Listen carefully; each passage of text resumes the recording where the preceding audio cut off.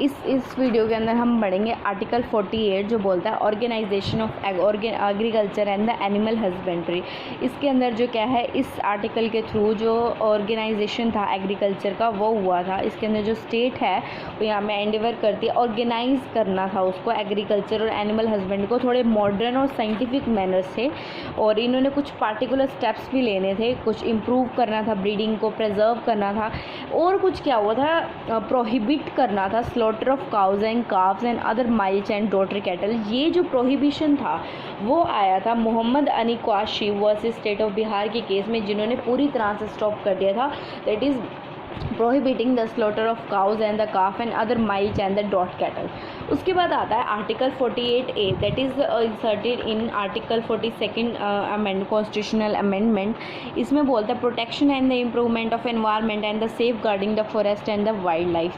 The state जो है यहाँ पे प्रोटेक्ट और इम्प्रूव करती है एनवायरनमेंट को और सेफ गार्ड करती है फॉरेस्ट को, एंड वाइल्ड लाइफ है, जैसे कोई किसी को भी मार नहीं सकता, जंगली जानवर जो जंगल के अंदर जानवर होते हैं उनको कोई मार नहीं सकता, जो कोई मारेगा तो उसको पनिशमेंट प्रोवाइड की गई, तो उनकी प्रोटेक्शन के लिए आर्टिकल आया था।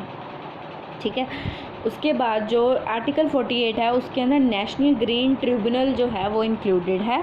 ठीक है, फिर आता है article 49 that is called protection of monuments and places and object of the national importance. ये बनाया गया था आर्टिकल जो हिस्टोरिकल और आर्टिस्टिक प्लेस थे, मोनूमेंट्स वगैरह थे, उनके लिए पार्लियामेंट ने बोला था कि ये नेशनल इंपॉर्टेंस को सिग्निफिकेंस है, तो कोई भी इसका स्पॉइलेशन, डिसफिगरमेंट, डिस्ट्रक्शन, रिमूवल या डिस्पोजल और एक्सपोर्ट करेगा तो उसको पनिश किया जाएगा हमारे कॉन्स्टिट्यूशन के अंदर। फिर आता हमारा article 50 that is called separation of judiciary from the executive. It is taken from the 99th Constitution Amendment 2014 and it is also relevant under Article 124A and National Judicial Commission of India। इसके अंदर उन्होंने बोला था कि separation of judiciary को executive से separate करना इसलिए बहुत ज़्यादा ज़रूरी है क्योंकि अगर जुडिशरी और अगर एग्जीक्यूटिव जुडिशरी के अंदर इंटरफेयर करे तो जुडिशरी अपना इम्पार्शियल काम नहीं कर पाएगी, बहुत सारी जगह पे पार्शियलिटी होने लग जाएगी, फेयरनेस ख़त्म हो जाएगी, नेचुरल जस्टिस ख़त्म हो जाएगी।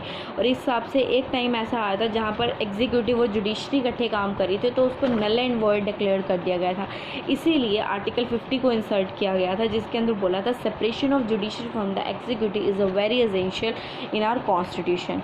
उसके बाद आता है आर्टिकल 51 जो बोलता है promotion of international peace and the security.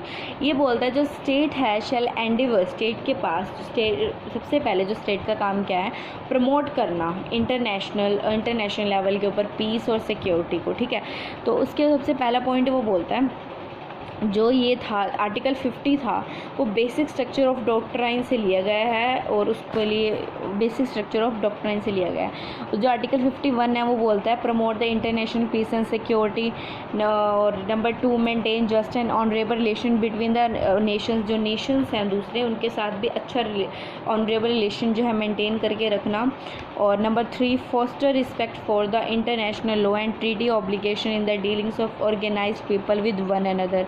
जो रिस्पेक्ट देनी इंटरनेशनल लॉ को, जो उन्होंने ऑब्लिगेशंस बनाई हुई हैं उनको डील करना, और जो पीपल इनको ऑर्गेनाइज कर दें एक दूसरे के साथ, उनके साथ अच्छे ऑब्लिगेशंस और रिश्ते बनाए रखने चाहिए। उसके बाद लास्ट पॉइंट है एनकरेज करना settlement of international dispute by arbitration. अगर जितना हो सकता है जो इंटरनेशनल डिस्प्यूट्स हैं थ्रू आर्बिट्रेशन उनको सोल्व आउट करने चाहिए। ये थे हमारे DPSP।